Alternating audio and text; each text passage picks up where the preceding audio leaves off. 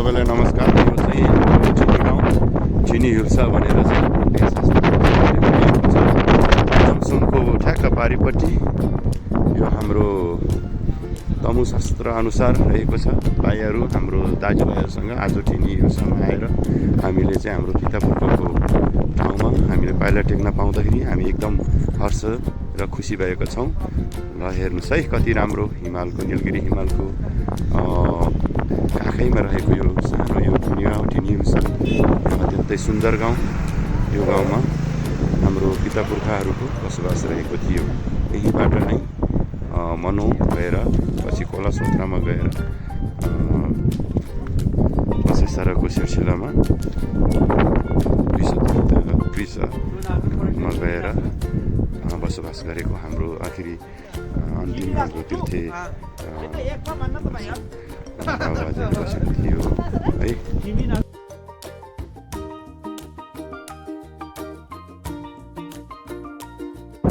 सबैजनालाई नमस्कार। अहिले साँझ पख सिरसिरे हावाले एकदम हामीलाई चाहिँ मनमा चिसो मुटुमा छोइरहेको छ है। हानिरहेको छ। तुम्बा लेकमा आइपुगेको छौँ। हाम्रो प्याकेजी हेर्नुहोस् के भन्नुहुन्छ तपाईँ सुनाएर तपाईँको यो यात्रा है। मौसम त चिसो नै छ। हो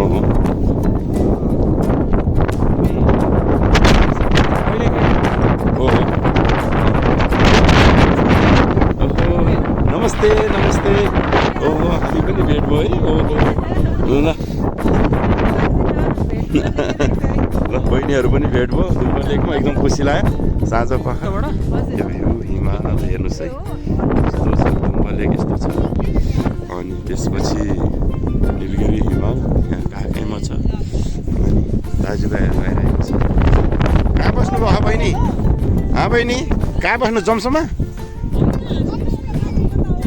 ए ल ए हुन्छ बहिनी। यस्तो अब टक्क लाएर है ल हेर्नुहोस् के राम्रो होइन हो। प्राज्ञाजी किन हो भने यस्तो दौडिने है फेरि निलगिरी हिमालको काखैमा रहेको यो दुम्बा लेक है।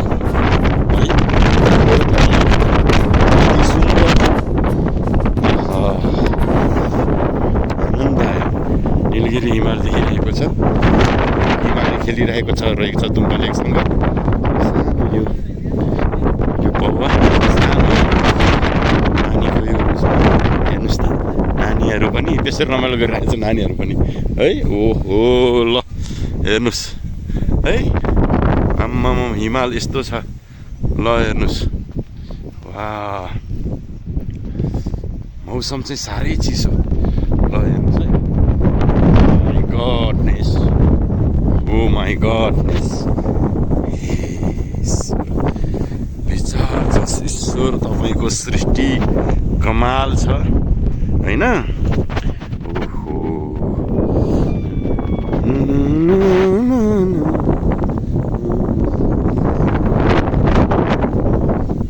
मैले चाहिँ किनकि यो हिमालमाथि देखाउनु परेको कारणले गर्दा है यो ठाउँलाई यो हेर्नुहोस् त क्या सुन्दर दृष्टि क्या सुन्दर है। ओ माई गॉड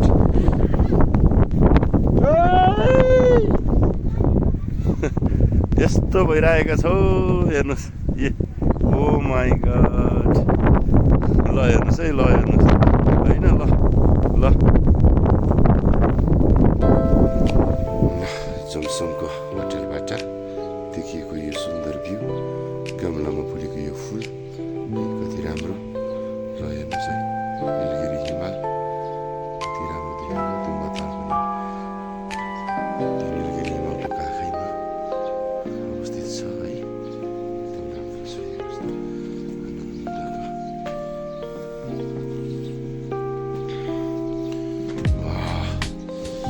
अब हामी चाहिँ मुक्तिनाथ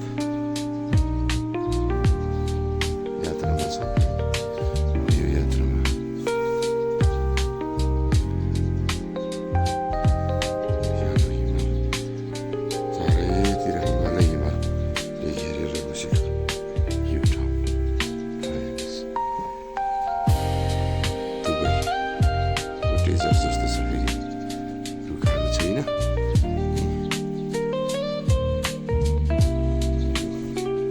वार्ताले हामी बसेको होटल एकदम राम्रो काठै काठले बनेको रहेछ है माथि पनि पुरै काठ होइन यी काठै काठ यस्तो राम्रो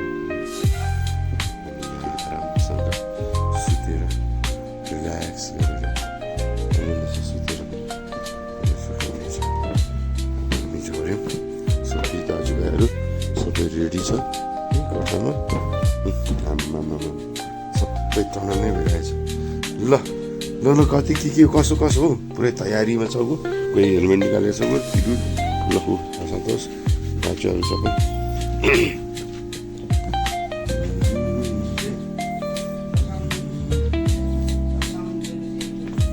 यस्तो राम्रो छ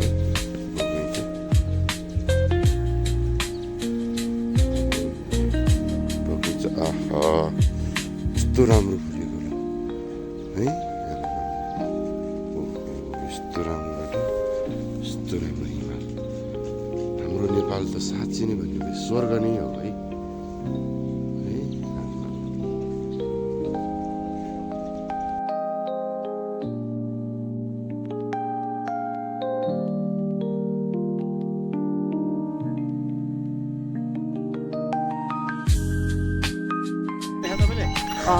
बनाउनु भयो रातो आउँछ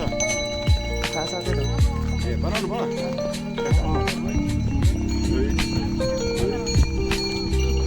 हाम्रो दाइले मुस्ताङ आएर सेतो घोडामा राइड गर्नुभएको छ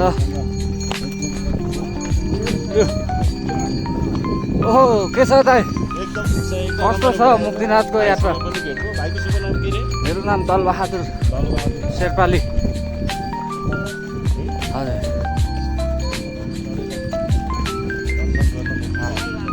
मुक्तिनाथ यता हो है हजुर अब चितवन गए हात्ती चढ्नु रे मुस्ताङ आयो घोडा घोडा चढ्नु रे हो मुस्ताङ आएर घोडा चढेर भने त के भयो हो त चितवन गएर हात्ती चढेर भने के भयो हो त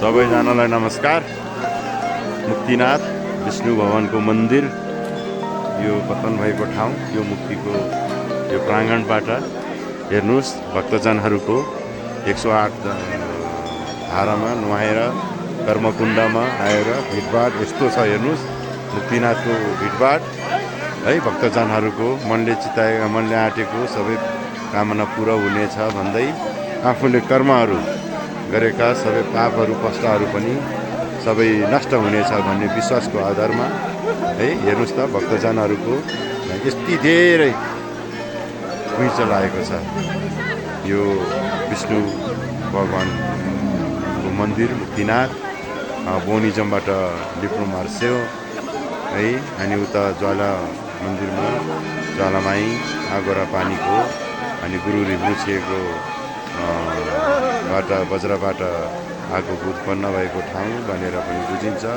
भक्तजनहरूको घुइँचोले अहिलेको यो समयमा भरिभराउँछ मुक्तिनाथ मन्दिर है अहिले हेर्नु त साथीहरू पनि टन्न सबै 108 धारा चाहिँ सबैले चाहिँ आफ्नो जिन्दगीभरिको पाप कर्म कुण्डमा सबै पखालेर आफ्नो चोखो हृदय लिएर नयाँ मन नयाँ सोच लिएर फेरि घर फर्किने तर्खरमा छन् दाजुभाइहरू तिलु राजकुमार हामी दुईजना प्राज्ञज्यू हामी चाहिँ अब ठिकै छ प्राज्ञज्यू कस्तो लागिरहेको छ तपाईँ है दर्शन गऱ्यौँ हामी दुईजनाले चाहिँ मनबाट चाहिँ हामीले गऱ्यौँ पाप कुण्डमा र 108 धारामा चाहिँ हामीले चाहिँ अलि नुहाइसकेको कारणले गर्दा ल अनि मैले चाहिँ नुहाएको छैन सानो पहिलामा गरे जस्तो लाग्थ्यो किनकि त्यो पानीको 108 धारा पानीमा त्यो धारामा थाप्दाखेरि मेरो अलिकति त्यो भनौँ न अलि समस्या भएको कारणले गर्दा रुगाखोकी चिसो पानी यताउताले गर्दा अहिले म चाहिँ त्यसमा डुबिनँ र अन्तरात्माको यो मन र स्वच्छताको हृदयले र स्वच्छताको यो प्रसादले मैले हृदयबाट नै मुक्तिनाथ मन्दिरलाई चढायौँ र आफ्नो मन र तन र आफ्नो विश्वासको आधारमा स्वच्छ हृदयले चढाएर प्राङ्गणमा विष्णु भगवानको मन्दिर मुक्तिनाथमा यो मुक्तिधाममा चढाएर हामी अब फर्किने तर्खरमा छौँ 108 धारामा चाहिँ हामी प्राज्ञज्यू राजबहादुर गुरुङ उहाँ कलाकार पनि हुनुहुन्छ है, कलाकार पनि हुनुहुन्छ उहाँ। अनि उहाँसँग हामी फर्किने, हामी साथी दाजुभाइहरू सबै फर्किने तर्करमा छौँ। अब यहाँबाट फर्केर हामी वरिपरिको दृश्य पनि तपाईँ हेर्न सक्नुहुनेछ है। भक्तजनहरूको घुइँचो धेरै छ बिहान बिहानै, न त चिसो न त कठाङ्ग्रिने मन छोडेर है आफ्नो मनको तनको आत्मसमर्पण गरेर ईश्वरको सामुने भगवान्को सामुने राखेका छौँ। भक्तजनहरूको घुइँचो हजुरहरूले अवलोकन गर्न सक्नुहुन्छ मुक्तिनाथ धामबाट। धन्यवाद अहिलेलाई है।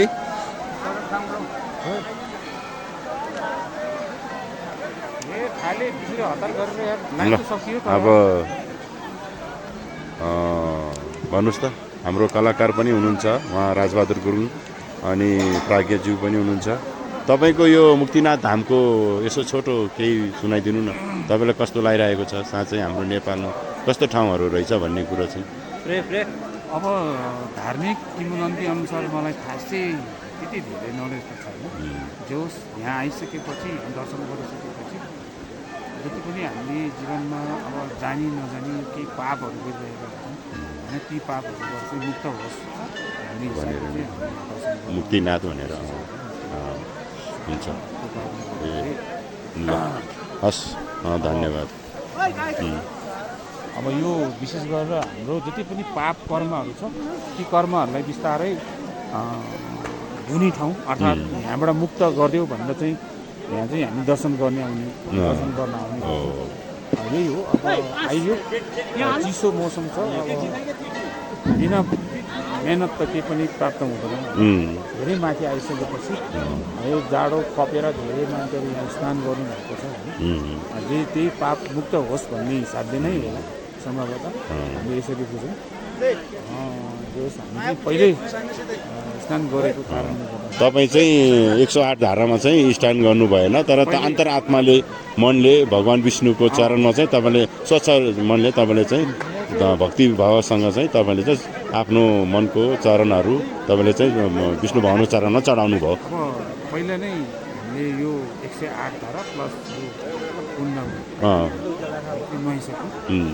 त्यो कारणले गर्दाखेरि अब अहिलेलाई चाहिँ उहाँको मनबाट अन्तर हृदयबाट चाहिँ उहाँको चरणमा चाहिँ सबै कोसेलीहरू उहाँलाई चाहिँ सुम्पियौँ होइन त नि। ल धन्यवाद हजुर।